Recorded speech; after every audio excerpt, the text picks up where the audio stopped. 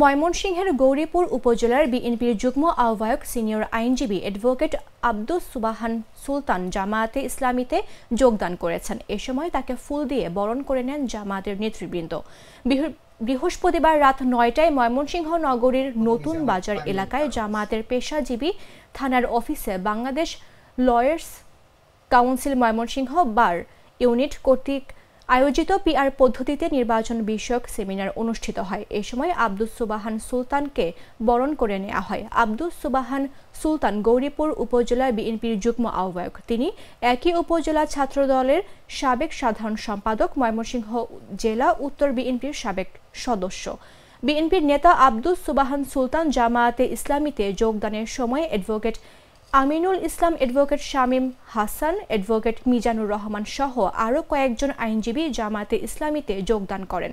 বিএনপির ছেড়ে জামায়াতে যোগদানের কারণ সম্পর্কে আব্দুস সুবাহান সুলতান বলেন, পারিবারিক কারণে তিনি জামায়াতে যোগদান করেছেন। তার স্ত্রীও অনেক আগে থেকেই চাইতো তিনি যেন জামায়াতে যোগদান করেন। পাশাপাশি বিএনপিতে মেধার মূল্যায়ন পাওয়া যাচ্ছে না বলেও দাবি করেন তিনি।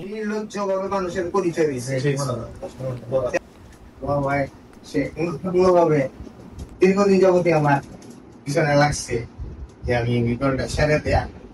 এই যে আমি আসলে বিএনপিতে তো ফাইট দেয়া মেধার কোনো বিকাশ নেই, যাই করতে হবে ফাইট দেয়া চাপা চাপি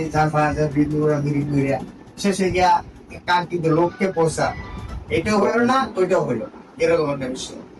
আর ইউটিউব ফেসবুক দেখে ভক্ত হয়েছি, সেটা দীর্ঘদিন যাবৎ আমাকে করতেছে।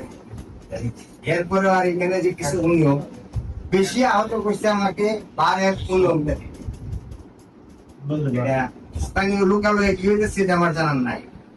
এই বারে 5 তারিখের পরে আমাদের আইনজীবী ফোরামের নেতৃবৃন্দ প্রতিটা চেম্বারে গিয়া চেষ্টাতে নির্লজ্জভাবে মানুষের পরিচয় দিয়েছে।